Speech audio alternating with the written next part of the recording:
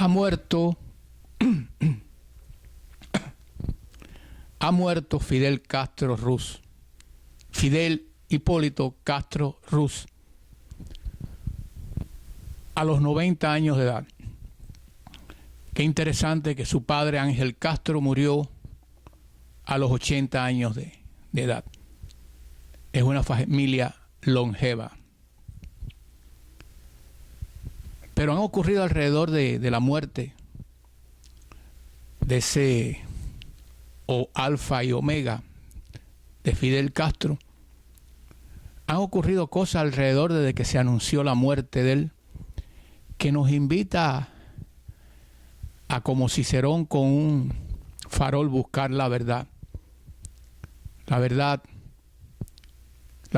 que es la que nos genera la historia maestra de la vida, luz de la verdad y testigo de los hechos. No nos podemos resignar con decir, bueno, acabó, this is over, y vamos a continuar hacia adelante. No, hay que estudiar este personaje que ha influido tremendamente en generaciones de cubanos, mandando a un pueblo por más de medio siglo. Hay 3 apellidos, 3 nombres que han influido mucho en el pueblo cubano desde que nació como república: Blas Roca, Fulgencio Batista y Fidel Castro. Hoy tenemos que entrar de lleno en esta personalidad, en esta terrible personalidad, pero en uno de sus apartados, porque son muchos, pero el que me apasiona, el que me llama mucho la atención es la Iglesia Católica, la jerarquía católica, la jerarquía del Vaticano. Resulta muy interesante que desde que Fidel Castro nació en Virán, su familia y él han estado siempre muy vinculados a la jerarquía católica, pero muy, muy vinculados. Y es en lo que, en mi opinión, debemos de entrar a analizar para concluir en esta omega que ocurrió el 4 de diciembre en el cementerio de Santa Ifigenia en Santiago de Cuba, que nos revela cosas interesantísimas alrededor de ese mundo misterioso, surrealista, macondiano, que tiene que ver con la figura de Fidel Castro y todo lo que lo rodea.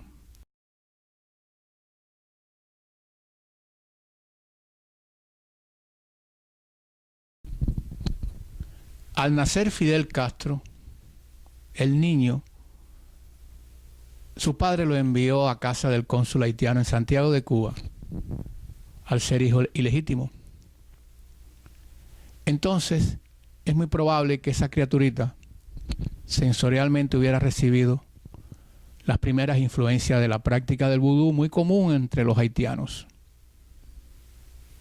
Y eso se podrá explicar después en ese tipo de vida que él ha llevado, tortuosa, tormentosa, holocaustica, impensable, indescifrable hasta el 4 de diciembre del 2016 en Santa Ifigenia. Es decir, cuando ya Fidel Castro es un joven y al triunfar la revolución comandada por él, exactamente en tiempos de 1960, en un discurso dado por él, dijo que él siempre había sido marxista y leninista y lo sería hasta el final de su vida. Pero sin embargo, Fidel Castro desde muy pequeño ya empezará a arroparse bajo la influencia de la Iglesia Católica. Lo mandan a estudiar al Colegio de La Salle, de los Hermanos de La Salle, Después lo pasan para el Colegio Dolores de los jesuitas.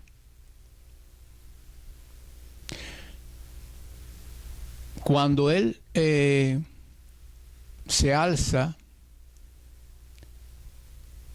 en Santiago de Cuba al atacar el cuartel Moncada, y eso resulta un fracaso, y él escapa hacia las lomas,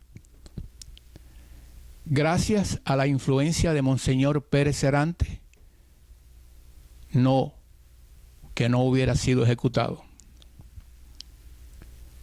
Otra vez la cruz lo protege y la sotana negra lo protege. Con el tiempo, en la guerrilla, en Sierra Maestra, ya Fidel Castro tiene a Guillermo Sardiña, un sacerdote católico. Pero al mismo tiempo ya, posiblemente con reminiscencias de ese Hipólito, que sus primeros pininos lo hizo en la casa del cónsul haitiano, también en la sierra se rodea de guerrilleros que practicaban la santería. El doctor, el médico René Vallejo, su asistenta Celia Sánchez, su correligionaria Aide Santa María. A todas estas personas se le atribuye históricamente sus prácticas de la santería. Y por el otro lado, la Iglesia Católica. Es decir, un hombre que en el 60 dijo que había sido marxista-leninista y lo sería hasta el final de los tiempos, desde muy pequeño la influencia de la religión católica y la presencia de los curas han gravitado a su alrededor.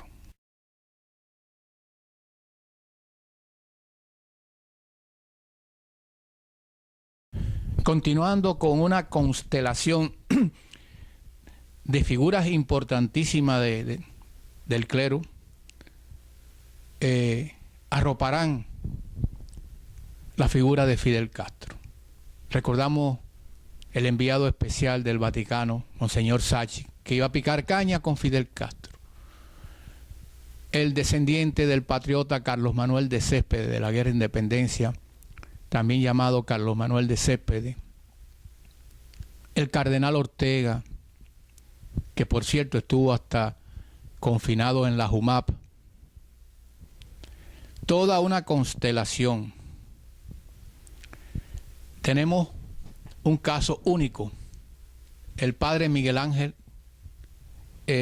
Loredo, que fue un sacerdote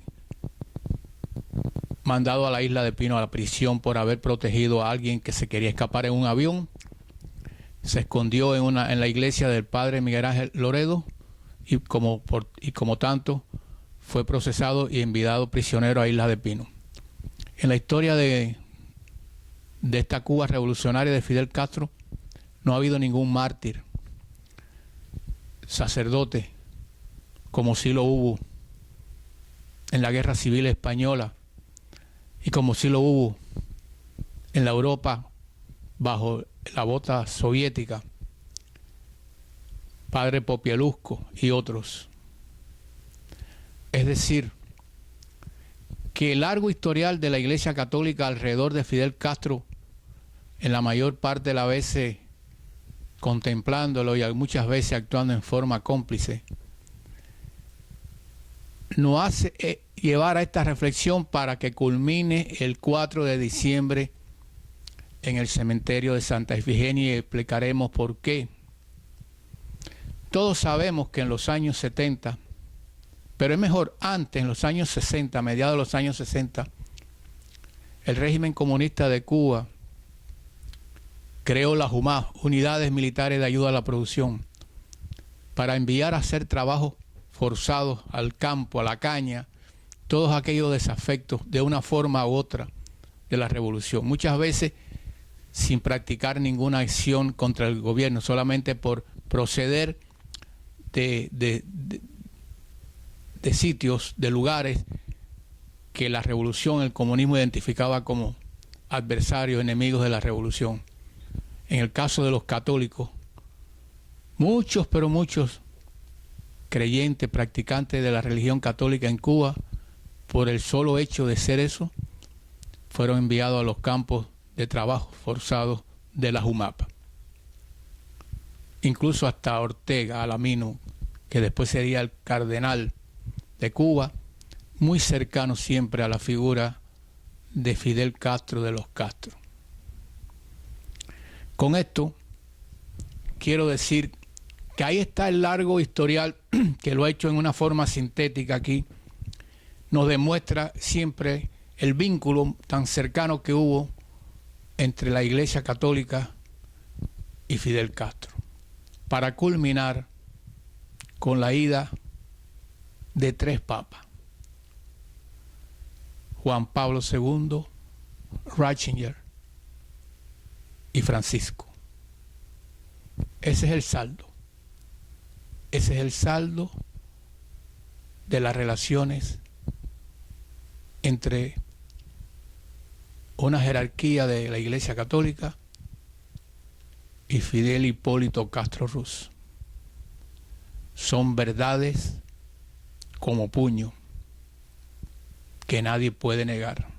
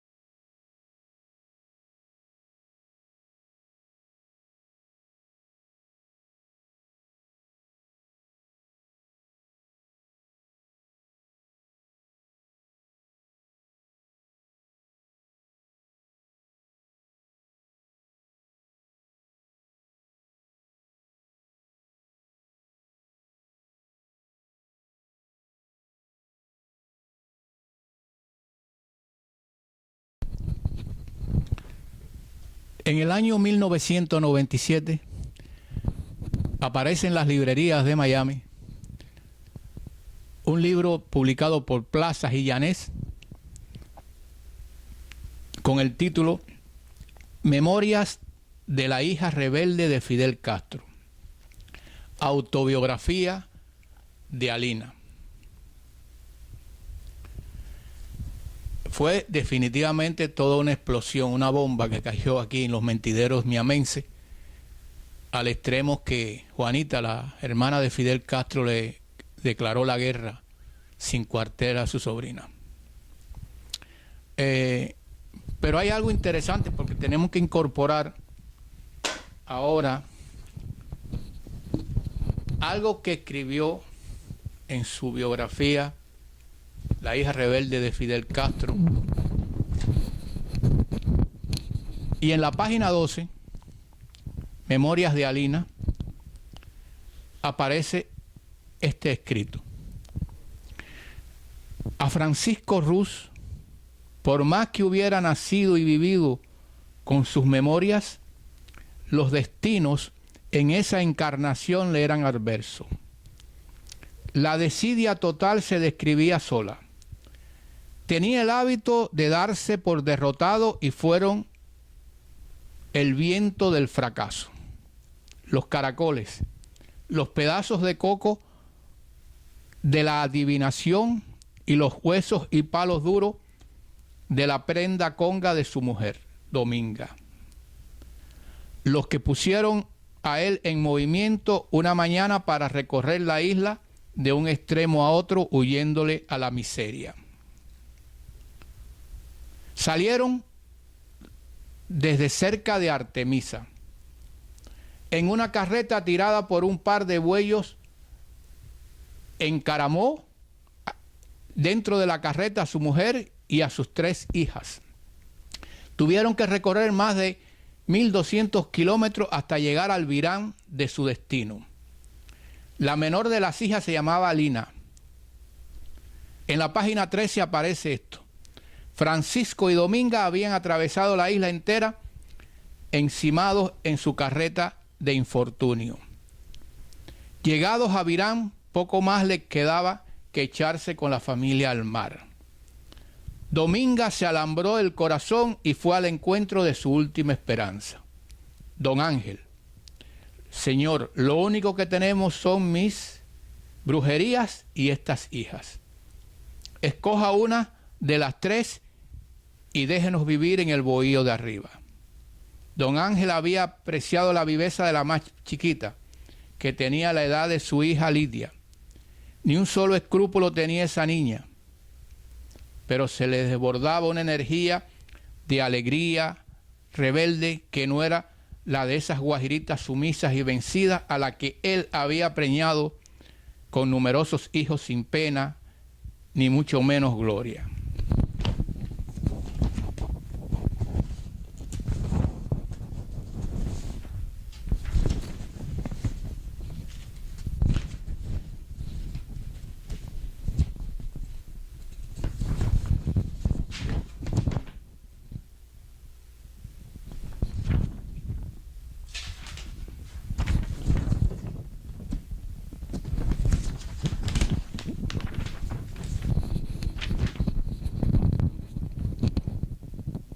Don Ángel le respondió: me quedo con Lina.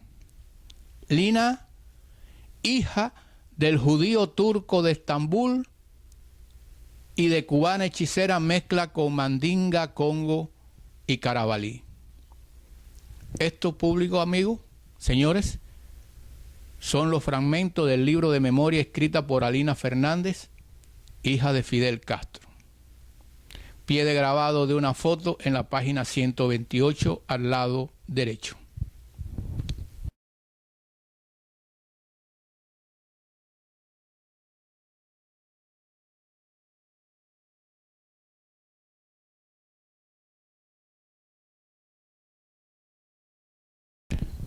Noviembre 25 del 2016,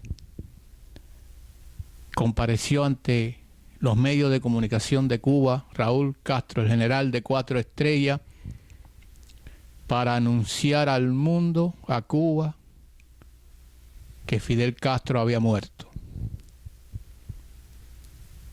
Yo, en mi caso particular, en mi hogar, junto a mi esposa, estábamos viendo televisión cuando mi hijo Manuel Ángel llamó desde California para decirnos que la CNN estaba dando de que Fidel Castro había muerto.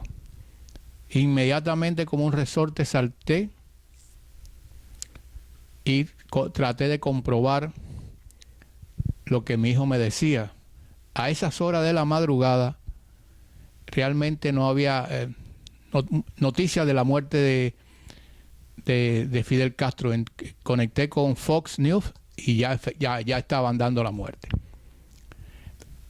Desde mi casa, que no estamos muy distantes de la emblemática calle de Bell Road, la 40, en Miami, escuchamos el sonido de los claxons en una forma prácticamente armónica. Me vestí, inmediatamente me dirigí a la calle 40 y ya era una fila de autos prácticamente detenidos tocando sus claxons. Por las ventanillas muchas personas sacaban cacerola tocándola. Todo el mundo dirigido hacia la carreta. El emblemático restaurante de comida cubana y latina y americana, que simboliza cosas muy importantes para el exilio cubano. Resulta interesante que hay lugares por ahí, lo que identifican los países son los palacetes, las sedes de consulados, de embajadas. Sin embargo, en Miami, el Miami exiliado cubano, lo que simboliza la cubanía son restaurantes. Por ejemplo, el Versalles, la Carreta y otros. Así comenzó la historia de la noticia de la muerte de Fidel Castro.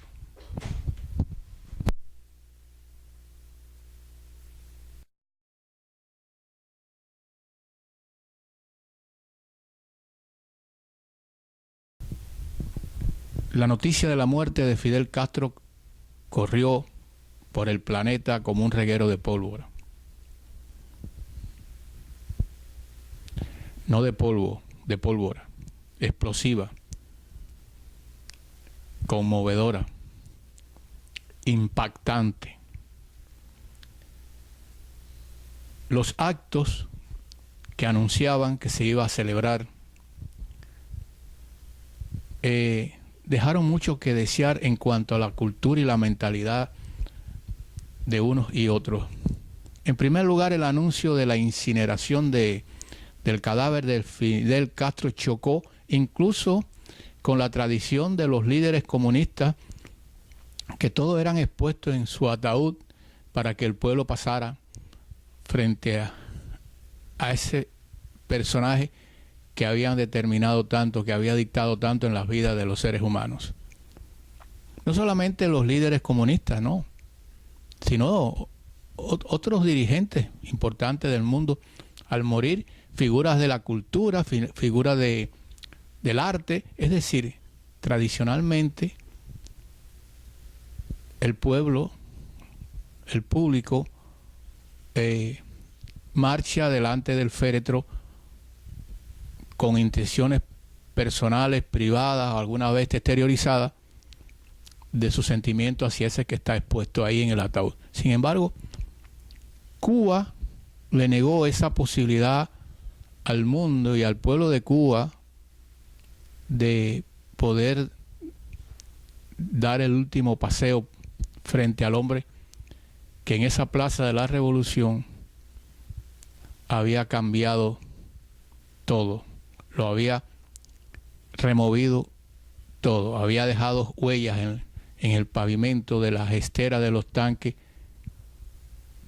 perenne, el rostro del Che Guevara y de Camilo frente a todos allí en la plaza en una forma pétrea,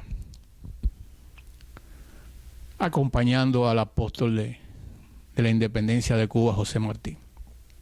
Pues bien, cuando se anunció lo que se pretendía hacer después del magno acto en la Plaza de la Revolución, donde surgió la primera, yo diría, cosa inesperada. Estoy convencido de que el régimen de Cuba pensaba que al anunciar la muerte de Fidel Castro, a su sepelio irían todos los líderes del mundo, ya que Fidel le había ganado a Occidente. Sin embargo, para sorpresa de unos y otros, muchos líderes importantes del mundo declinaron asistir a dicho evento, a dicha exequia. Y hay algo interesante. A los funerales de Nelson Mandela fueron más líderes mundiales importantes que al de Fidel Castro. Finalmente se anunció que un armón, las cenizas en una caja de madera, de cedro, viajaría de occidente hacia oriente,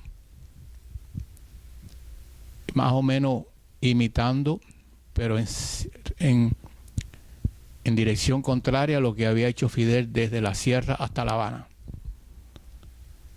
Y finalmente, después de ese recorrido con muchas peripecias y muchas cosas y mucha censura y falta de transparencia, porque la falta de transparencia se manifiesta cuando el pueblo tuvo que desfilar frente a 4 cajas de madera, de cedro, pero que ahí no estaban las cenizas del dictador, del comandante. Realmente nadie sabe dónde estaban las cenizas de Fidel Castro. Todo era un montaje, como han sido su trayectoria a lo largo de su vida, todo un misterio, todo algo surrealista, todo algo macondiano. Finalmente, los restos de Fidel Castro llegaban a Santiago de Cuba, en la calle Enramada o Garzón, el armón del vehículo fabricación rusa se rompió, y esa guardia pretoriana, esa guardia de honor, que es otra cosa, que desde la Plaza de la Revolución los soldados que transportaban los restos de Fidel Castro todos eran negros. Pues bien, esa guardia pretoriana tuvo que bajarse de los vehículos y empujar, como buen hijo de vecino, al cacharro para que arrancara otra vez. Y así llegamos al 4 de diciembre en el cementerio Santa Efigenia de Santiago de Cuba.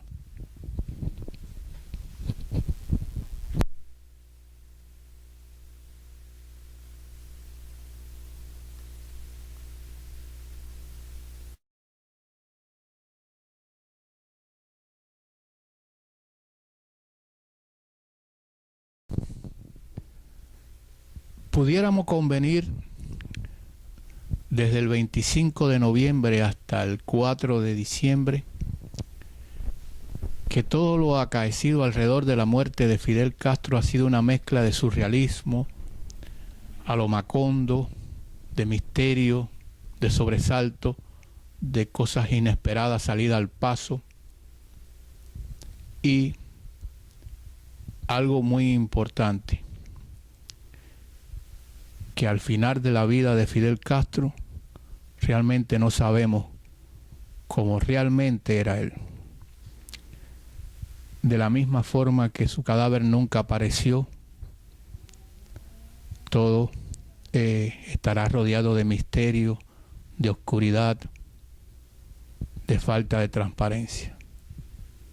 Se habla que en el 2018, cuando se produzca un congreso del Partido Comunista y Raúl Castro abandone el poder, se proclamará la divinidad de Fidel Castro. ¿Quieren algo más macondiano que eso? Pero al igual que Cristo, que nunca se vio un ataúd, Fidel Castro tampoco. ¿Por qué los cubanos no merecemos esto? ¿Por qué no lo merecemos? Yo creo que no. No nos merecemos esto. El 4 de diciembre en el cementerio Santa Efigenia quedará develado como un manto toda una serie de acontecimientos.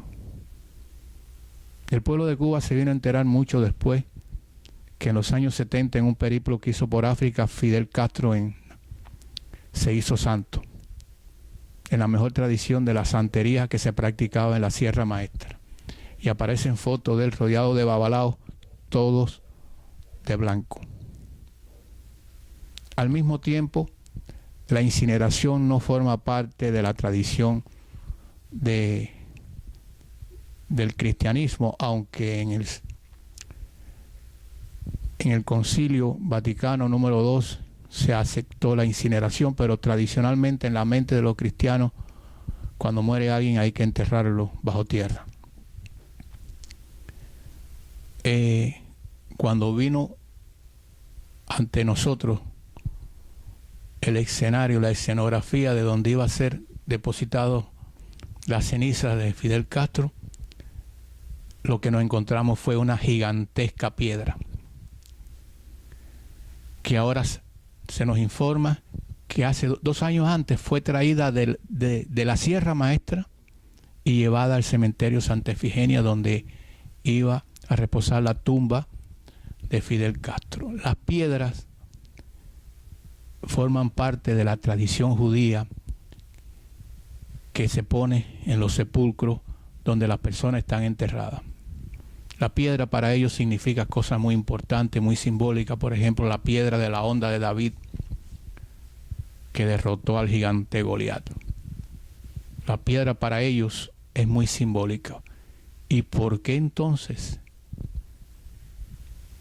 en la gruta donde esté, en el sepulcro donde esté enterrado la ceniza de Fidel Castro, no se hizo como tradicionalmente se hace en los cementerios? Una edificación, una construcción más o menos similar en todos los lugares. No, tenía que ser algo tan original como una piedra gigantesca. Fue una ceremonia privada prácticamente de familiares y de algunos líderes latinoamericanos, entre ellos Maduro, Evo Morales y otros que asistieron. Al pueblo se le había destinado el día anterior o días anteriores en la plaza de los Maceos, de Antonio Maceo. Es significativo que en todo ese evento de el enterramiento de Fidel Castro no responden a una forma tradicional de sepultar a las figuras importantes en el mundo, sino algo altamente original, algo descarnadamente diferente, una gigantesca piedra donde reposa la caja de las cenizas de Fidel Castro, también entre comillas, porque nunca se sabrá si realmente lo que está ahí adentro es eso. Pero para concluir, hay algo que sí hay que decir. Si la Iglesia Católica, él es un producto de la Iglesia Católica desde que nació, desde el punto de vista de la familia, todos practicaban la religión católica, se educaron en colegios católicos. Si la Iglesia, la jerarquía católica, tanto cubana como mundial, el Vaticano, han estado muy cerca de Fidel Castro arropándolo, ¿cómo es posible que al final de la jornada, en el cementerio Santa Efigenia, donde hay tantas cruces, en el centro, en forma destacada, una gran piedra que no simboliza los fundamentos cristianos? Y algo muy interesante, en esa ceremonia del entierro de Fidel Castro, por ningún lugar de los alrededores de la gran piedra no había ni una cruz ni un cura. Ni una cruz ni un cura.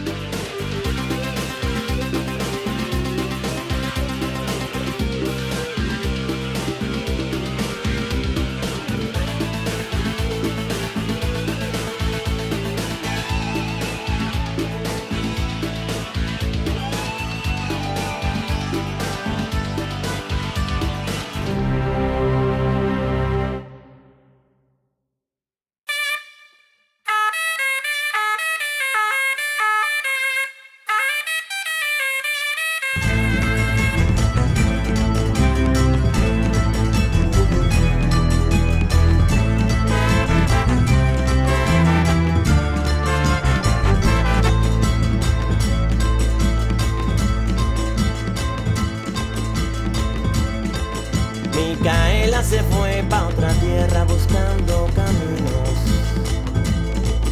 que por buenos o malos, quién sabe, le impuso el destino. Solo vive llorando, sufriendo y pensando en su vino. Que no es vino, señor, que aguardiente, señor, que es la conga, señor. Santiaguera.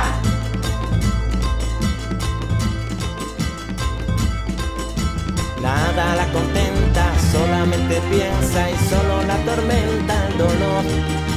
Dicen que se muere, dicen que ella quiere lo que ella no tiene, desarrollar. Chago, Sola con los hoyos.